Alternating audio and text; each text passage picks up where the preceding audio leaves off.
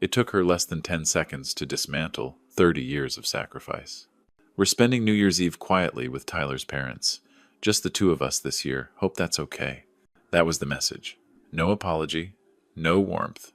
Just a cold decision delivered via text as if I were some distant acquaintance, not the man who paid her college tuition, funded her wedding, helped buy her first home, and never once said no when she asked for help. I stood in my kitchen, phone still lit in my palm, the scent of rosemary-crusted lamb filling the room, mixing now with something bitter. Disappointment. Tonight was supposed to be a beginning. My first New Year's in this house. My homey sanctuary after a life of work, smart investments, and yes, a recent diagnosis I hadn't broadcast but hoped she'd care about. But she didn't ask how I was feeling. She didn't even ask if I'd be alone. She just opted out. I looked around at the crystal glassware, the candles already flickering on the patio, the playlist humming soft jazz through the speakers. This wasn't just a dinner. It was supposed to be proof that all those quiet years of grinding and giving had led somewhere worth arriving at. And now? My daughter had decided I didn't belong in her version of celebration. But here's the thing about being pushed aside. Sometimes it pushes you toward clarity. That night, I picked up the phone not to plead with her, but to call people who actually wanted to be there. And what happened after that? Well, it changed everything. Have you ever looked at a simple message and suddenly seen the truth of an entire relationship? If you've ever been the one who gave too much for too long, drop a comment. I'd love to know when you finally said, enough. The phone screen had gone dark by the time I moved again. I stood there for minutes, maybe more, surrounded by silent music and scented air, watching the sun dip lower across the sky. I'd just been dismissed by the one person who, above all, I'd never expected to write me off so easily. But maybe I shouldn't have been surprised. Samantha had always been good at taking. I don't say that with malice, just honesty. When her mother passed away, Samantha was only 11. I stepped into both parental roles without question. I packed lunches. I braided hair. I helped with math homework I barely understood. I made sure she had stability, comfort, and choices.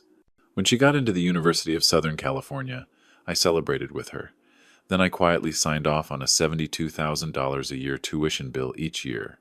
She changed majors 3 times. I didn't blink. "Dad, I think I'm really meant to study psychology," she'd said, 3 semesters later. "I feel like communications is more me." Then finally, maybe business would open more doors? I said yes every time. I didn't just want her to get an education. I wanted her to have time to figure it out, to try, to explore. Isn't that what parents are supposed to do? After graduation, it was the wedding. Tyler Mason. He was charming in that polished, slightly nervous kind of way. A decent guy, I thought. Samantha wanted a vineyard wedding in Sonoma. Something timeless, Dad. The kind of wedding that needed drone footage, imported linen, and a tent that cost more than a small car. I gave her $58,000 for the event. Tyler's parents, to their credit, brought a fruit tray and blessed the union. A year later, they found the perfect starter home just outside San Diego. Beautiful neighborhood, good school district. When we have kids, this is where we want to raise them. I wired $85,000 to help with the down payment. The kids never came, but the money kept leaving. Every call started with, "Dad, I hate to ask," and ended with me saying, "Of course." Roof repairs, new HVAC, car engine trouble, emergency dental work, a canceled trip they couldn't get refunded. I was a walking contingency plan, and for a long time, I was okay with that. I told myself it was love. That giving was how I showed up for the people I cared about, until I started needing something in return. Not money, not favors, just presence. Last month, I told Samantha I had been diagnosed with early-stage Parkinson's. I told her I was managing it, that it wasn't urgent, but that I wanted her to know.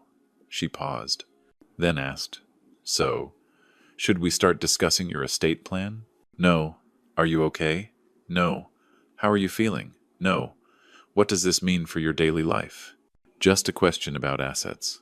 And I finally understood. To her, I wasn't a man. I was a vault with a pulse. That's when I decided to buy this villa in Palm Springs. Not to impress anyone, not to flaunt, but to finally live somewhere that reflected the life I'd built and not the sacrifices I'd made. I wanted to fill it with the people who remembered I was more than just a safety net. People like my older brother, Stephen Hale, the only person who ever challenged me when it came to Samantha. "You're enabling her, Rich," he said more than once. But he'd never pushed too far. He respected that I needed to figure it out on my own. His wife, Evelyn, was a graceful firecracker, the kind of woman who could disarm a room with a glance and warm it with her laugh. They'd both been inviting me to spend holidays with them for years, and I always declined, waiting for Samantha's plans instead. Then there was Frank Morgan, my old business partner. We built our consulting firm together before selling it in 2015. Frank had retired to Santa Barbara and taken up ocean kayaking. His wife, Joyce, was a retired gallery owner with strong opinions and stronger cocktails. And of course Denise Carter, who used to work in marketing at our firm. She was the one who told me to invest in biotech back in 2008. "It's not flashy, but it's real," she said. She was right. That tip funded most of the life I now enjoy. The Griffins. Alan and his husband, Matt. They used to live 2 streets down from my old house in Pasadena. We met at a community fundraiser and ended up talking investments over bourbon till midnight. They were sharp, kind, and knew how to make any space feel like a party. These were the people I wanted at my table. Not because they owed me anything, not because they expected anything, but because they remembered who I was before I became an ATM. And they'd all said yes. Every single one. I looked down at Samantha's message again, cold, detached, dismissive. Then I slid my phone into my pocket and dialed Stephen. "Hey," I said when he picked up. "Change of plans." Stephen's voice came through with that steady warmth I'd leaned on since we were kids. "Well," he said after I told him the change of plans. "About damn time." I could hear Evelyn in the background asking what I'd said. He relayed the news, and her reaction came sharp and immediate. "Tell him I'll bring my deviled eggs and not a word about cholesterol." That made me smile. For the first time all evening, it didn't feel forced. By the time we hung up, I had a list in front of me. Not of regrets, of names. The ones who mattered. The ones who didn't need reminders to show up. I texted Frank and Joyce. "Dinner, my place. New Year's Eve. You in?" Frank replied in less than 2 minutes. "We'll bring the good wine." Denise texted back a full paragraph. Something about how she always knew this house would be the perfect backdrop for a real celebration, and how she was already thinking about which dress to wear. Typical Denise. She always made life feel like a curated gallery opening. Alan and Matt were visiting Palm Springs already for the weekend. "Wouldn't miss it for the world," Matt replied. "You've earned this, Richard." I stared at their responses for a moment. 10 years ago, I might have worried about appearances, wondered if it was too late to patch things up with Samantha. But tonight there was no hesitation. I wasn't patching anymore. I was building something new. By noon the next day, the house had transformed. The outdoor heaters arrived and were set along the patio. The string lights had been tested the night before, and now hung in soft arcs above the seating area, twinkling even under sunlight. Inside, I rearranged the dining room to accommodate 12. The leaves in the table creaked from disuse but slid into place perfectly. Ruth's Chris delivered the prime rib, medium rare, exactly as I'd ordered. The smell of garlic and rosemary soaked into the walls like memory. I'd stocked the wine fridge with bottles from my last Napa trip. The 2018 Cabernet from a tiny vineyard Denise once recommended was uncorked and breathing by the fireplace. And in the center of it all, I stood still for a moment, taking in the view. This house, with its high ceilings and quiet confidence, didn't feel lonely anymore. It felt earned. The doorbell rang at exactly 6. I opened it to find Stephen grinning, his white shirt half tucked, and a bottle of bourbon in one hand.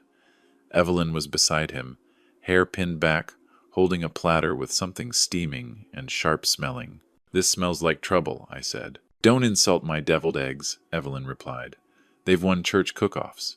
They stepped inside, Evelyn already inspecting the artwork and asking who helped with the interior. "No one," I said. "It's mine." "I'm?" The next car pulled up before I finished the sentence. Frank and Joyce. Then Alan and Matt. Denise arrived 5 minutes later, fashionably late in a silver dress and a wide smile. "Darling," she said, air-kissing each cheek, "this is exactly what I hoped it would be." Within 30 minutes, the house was alive. There was laughter from the den, clinking glasses by the fireplace, music drifting in and out as the playlist adjusted to mood. Denise took charge of seating arrangements, bossing everyone gently and effectively. Matt set up a selfie station by the piano. Evelyn kept refilling glasses and nudging people to eat more. I floated between conversations, offering wine and jokes, listening more than I spoke. Everyone had stories. Frank talked about kayaking with a seal near Santa Cruz. Joyce had just sold a painting to a Hollywood producer. Alan and Matt were preparing for their vow renewal next spring. No one asked me for anything. No one looked around, wondering what they could gain. They were just there, present, engaged. Denise pulled me aside during the second course.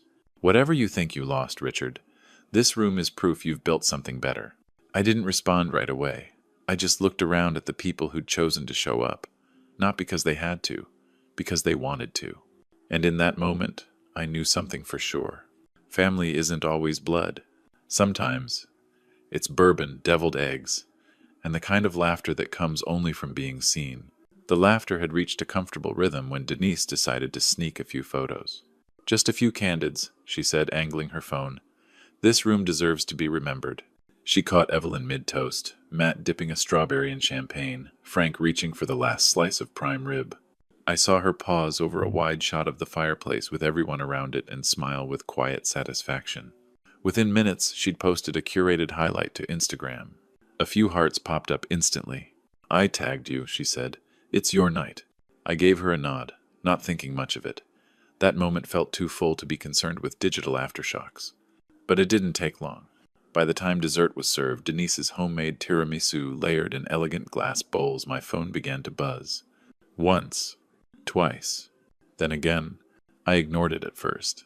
We were in the middle of Alan's story about a honeymoon disaster involving a lost passport and a surprise karaoke contest in Tokyo. But the fourth buzz came with a name that lit up the screen like a flare. Samantha. I excused myself, phone still in hand, and stepped into the hallway. The noise of the party faded behind the thick villa walls. Her message was simple. "What the hell is going on?" Another one came seconds later. "Denise posted pictures of your party. You didn't even invite us? After everything I've done?" I didn't respond. Not yet. My fingers hovered over the keyboard, then fell back to my side. The phone rang next. I let it ring twice, then answered. "Samantha, what is this?" she snapped. "You threw a party and didn't even think to include your family?" "I did include my family," I said calmly. "You said you had plans with Tyler's parents. You knew we meant for the morning. We always come to you after. You're just doing this to punish me." "I'm doing this," I said, "because I was tired of waiting for people who never planned to show up." There was a long pause on the other end, and then something shifted in her voice. It wasn't anger anymore. It was accusation. "I saw the photos, Dad. I saw the house, the patio, that wine fridge. Is this the villa you bought last year? The one you didn't tell me about?" "Yes." "And the money? Where did that come from? You've been saying you're retired." "Oh, I am. Retired. Not dead. You used the biotech investment, didn't you?" I closed my eyes. There it was. The real reason for the outrage. Not the invitation. Not the party. Control. "You're talking about the Eververa deal?" I asked. "Yes. The one I signed the paperwork for back in 2013. You said you needed someone under 40 to qualify for the angel round. That was me." I stayed quiet. "Let her say it." "I want to know how much of that went into the house," she continued. "Because if I was involved in that investment, I deserve transparency." "Samantha," I said evenly, "you helped me with a document. I've since bought out that share and converted everything under my name. It was a temporary legal need, not a joint venture." "You're lying." "I have the documents. You were compensated. Remember the $25,000 wire in 2016? That was a gift," she hissed. "No," I said, "that was your exit." The silence turned brittle. "I can't believe this," she muttered. "You're sitting in some multi-million-dollar desert castle drinking wine while your daughter struggles with bills." "I'm sitting here," I said, "surrounded by people who don't see me as a ledger." She was breathing hard now. The mask was slipping. "This isn't over." She hung up before I could say more. I stood there, staring at the darkened screen, the party lights dancing faintly across the tiles. I had thought the worst was behind me, but in that moment, I realized something with quiet certainty. Samantha wasn't done. She wasn't wounded. She was preparing to fight. The tiramisu was nearly gone when the knock came. Not the polite kind. This was urgent, hard, demanding. It slammed against the front door like a fist trying to break through history. The room fell silent. Forks froze. Eyes met with uncertainty. Frank set down his wine glass, already halfway to standing. I rose slowly. "That's not a neighbor," Alan said softly. No one moved. I crossed the tile floor toward the entrance. The knocking didn't stop. It grew faster, louder, like the hand behind it had lost all sense of restraint. "Samantha," I muttered. When I reached the door, her voice pierced through the wood. "Open this door right now. I know you're in there." I glanced back. Everyone had stood. No one spoke. Denise had her phone in her hand, eyes narrowed. I opened the door, slowly, cautiously. She stormed inside before I could even step aside fully. Her eyes darted around the room, wide with disbelief and fury. Her heels struck the floor like accusations. Tyler trailed behind her, looking pale and exhausted, like he'd begged her not to come. "You threw a party?" she said, voice raised for everyone to hear. "A whole damn party without even inviting your daughter?" The silence in the room cracked with discomfort. I kept my voice level. "You said you had other plans. I didn't mean forever. We were going to stop by later, like always. You knew that. You knew what I meant." You didn't ask if I had plans. You didn't check in. You just said you were unavailable." She looked around again, as if searching for a witness to her outrage. "This place, this food, these people, where did all of this come from?" "I built this," I said, my tone still calm, "through 40 years of work and smart decisions. With my help," she snapped. "You think I forgot about the Eververa paperwork? You think I don't know what you've been hiding?" "Careful," Stephen said, stepping beside me. "You're making a scene." "This is my family," she hissed. "I don't care what your friends think. He lied.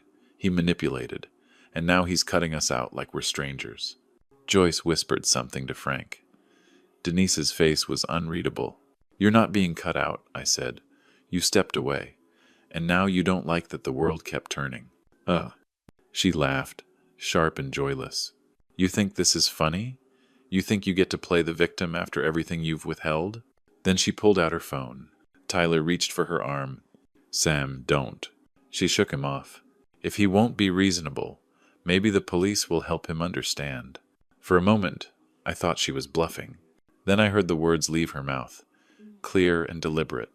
"Yes, I'd like to report a situation involving financial abuse of an elder. Possibly coercion. It's happening now." The room erupted. Matt gasped. Frank muttered a curse. Denise stood up, her chair scraping loudly behind her. "What are you doing?" I asked, my voice no longer calm but cold. "Protecting what's mine," she said, still on the line. "You think I won't go there? You think your little dinner party excuses decades of manipulation?" The call ended. We all waited. Minutes passed in tense stillness. Samantha stood in the center of my home, proud, righteous, oblivious to how ridiculous she looked surrounded by stunned guests. 10 minutes later, red and blue lights spilled through the front windows. The sirens were off, but the patrol car was unmistakable. A veteran officer stepped out first, followed by a younger partner with a tablet. I opened the door before they could knock again. "Good evening," the older officer said. "We received a call regarding a possible domestic disturbance and elder abuse. Are you the homeowner?" "Yes," I replied, voice firm. "My name is Richard Hale. I am hosting a private dinner party." The officer's eyes scanned the foyer behind me. Candlelight, soft music, well-dressed guests. Nothing about it screamed emergency. "Sir, are you in any distress? Has anyone in the home harmed or threatened you?" "Number, I'm completely safe." "Of?" The younger officer glanced at Samantha, who now stepped forward. "He's lying," she said. "He's hiding assets, manipulating legal documents. He's been cutting his own family out. You need to see his records." "This is your daughter?" the officer asked. "Yes." "Ma'am, has there been physical violence or immediate threat tonight?" "No," she admitted, then shifted. "But there's coercion. He's mentally unstable. He has Parkinson's." I stepped forward. "That's true. Early stage. I disclosed that diagnosis myself. It does not affect my capacity to host dinner or manage my life." The officer nodded. "Ma'am," the younger one said, Filing a false report is a serious matter. There is no evidence of disturbance here. He excluded us, she snapped. That should mean something. Not legally, the officer replied. Everyone heard it. Tyler stepped forward then, eyes full of apology. I'm sorry, he said quietly to me. I told her not to come. The officers gave Samantha a final warning. Please remove your vehicle from the driveway, the senior officer said, and allow these people to finish their evening in peace. She stared at him in disbelief, then turned that stare on me. This isn't over, she said. She walked out into the dark. But everyone in the room knew the truth. It was. The door had barely clicked shut when the murmurs began to swell behind me. I turned back to face my guests. Some looked shocked, others just deeply uncomfortable. No one reached for their wineglass. No one resumed their seat. Tyler was still standing near the door, shoulders slumped, eyes lowered. He looked like a man who had lost control of a storm he helped create. Samantha's intense, he said weakly. That's not intensity, Evelyn said, her voice sharper than I'd ever heard it. That's entitlement and manipulation. Denise stepped forward, arms crossed. She called the police. On her own father, for hosting dinner. I didn't want to come, Tyler admitted. I told her this was going too far. Then why did you? I asked. He met my eyes for the first time that evening. There was no fight in them anymore, just something dull and sad. Because I thought, if I kept agreeing with her, we'd stay in your good graces. And your will. The room went silent. He realized it the second the words left his mouth, realized what he'd just confessed, what he'd just admitted in front of people who now saw him clearly for the first time. So you stayed married to my daughter? For money? I asked quietly. He shook his head. Not only, but it was part of it. I'm not proud of that, but I can't lie anymore. This tonight was too much. No one rushed to defend him. I turned away from him, walked toward the fireplace, and took a long breath. Then I looked back at the room, at the people who had stayed silent out of respect, who had given me space to speak. There's something most of you don't know, I said, voice low but steady. Last month I was diagnosed with early-stage Parkinson's. Nothing dramatic. My motor skills are still functional. I can live a normal life for now, but it's real, and it's mine to face. Gasps echoed softly around the room. Denise's hand flew to her mouth. Alan moved a little closer to Matt. Frank looked like he wanted to speak, but didn't trust his voice. I told Samantha first, I continued. I thought maybe it would soften something. Maybe she'd ask how I was feeling. He looked at Tyler again. She didn't. She asked about my estate plan. The emotion that rose then wasn't rage. It wasn't even sorrow. It was emptiness, a fatigue that comes from knowing you've done all you can, and it still wasn't enough. I've spent my whole adult life providing, I said. Not just financially, emotionally. I gave, and when I finally needed something, just presence, just kindness, it wasn't there. Stephen stepped beside me and rested a hand on my shoulder. You gave her 30 years, Richard, he said. She gave you a phone call and a threat. I nodded. I'm done, I said quietly. Done giving to people who only know how to take. The others slowly returned to their seats, not because the night had gone back to normal, but because a new truth had settled into the space. Tyler remained by the door. I think I should go, he said. I didn't argue. As he opened the door and stepped out into the night, I realized something I hadn't been sure of until now. This wasn't just a line being drawn. It was a door being closed, and it would not be reopened. He was barely out the door when I heard her heels again. Samantha had returned. She stood at the threshold, face flushed, eyes wide, but not from embarrassment, from fury. You think this is over? She shouted. You think you can cut me out like I'm disposable? Her voice rang through the house like a cracked bell. My guests stiffened. Conversation stopped. All warmth drained from the room. You embarrassed me, she said, stepping forward. You turned my husband against me. Made me look crazy in front of your little audience. You didn't need my help with that, I said quietly. She froze. I motioned toward the living room, the people now watching silently. You barged into a peaceful dinner, shouted accusations, called the police on your own father, and demanded ownership of things you didn't earn. Her mouth opened, but I didn't give her time to speak. You've spent your life taking, Samantha. I let it happen. I made excuses for you. I told myself love looked like sacrifice. But love without respect isn't love. It's servitude. I'm your daughter, she said, voice trembling. And I'm your father, I replied. A human being, not an account balance, not a backup plan, not your fallback. She looked around, as if seeking someone to support her. No one spoke.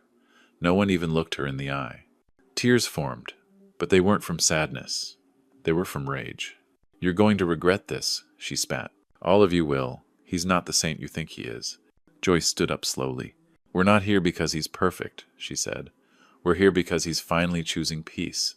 Denise added, You've made it clear tonight that you only show up when there's something to claim. Matt's voice was softer but no less firm. We watched him give everything, and you still wanted more. Samantha turned back to me, now truly alone in the room. You raised me to expect things, she whispered. No, I said. I raised you to believe in stability. You turned that into entitlement. She took a shaky breath. Don't do this. I already have. Her lower lip quivered. But I didn't step forward. I didn't soften. Not this time. You're always welcome to choose kindness, I said. But you're not welcome to weaponize our relationship.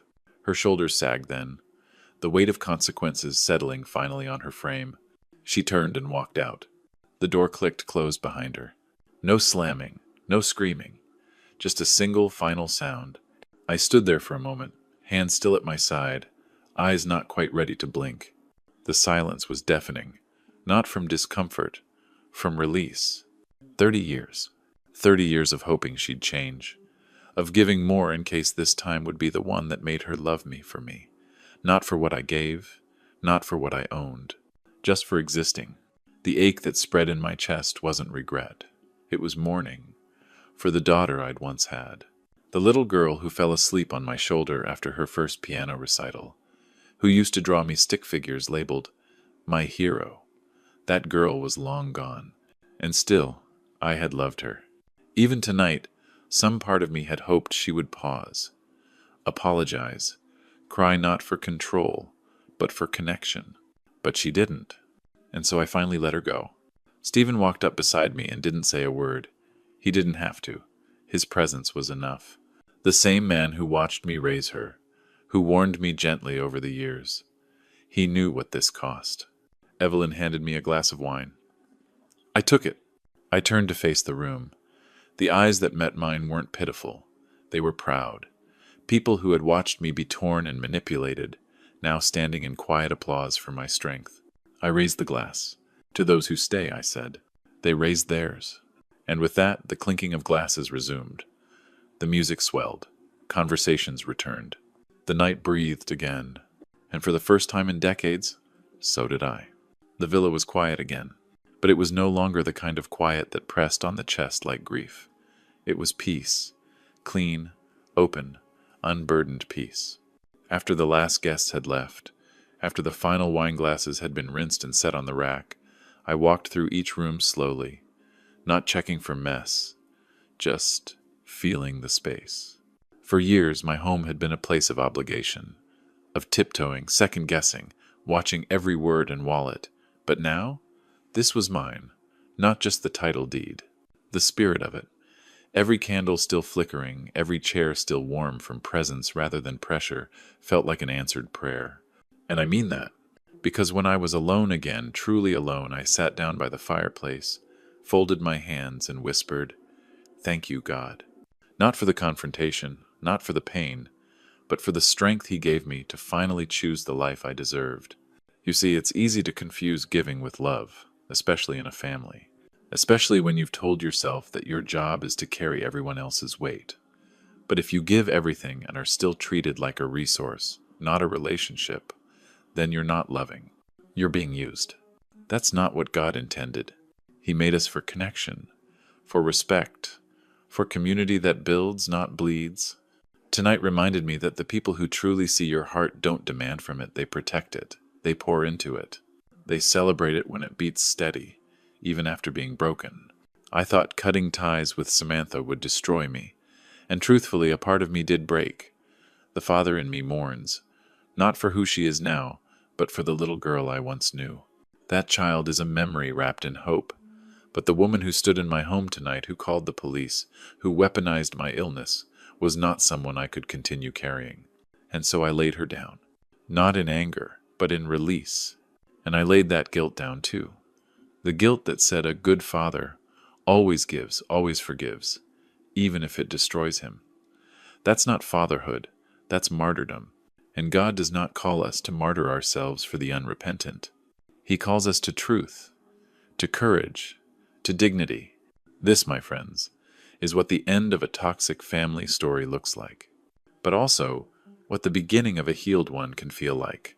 Because even as one door closed, 1,000 opened, invitations to joy, friendships rekindled, laughter restored, plans imagined. I've decided to take that trip to Tuscany in the spring. Maybe even join Alan and Matt's vow renewal in Mexico.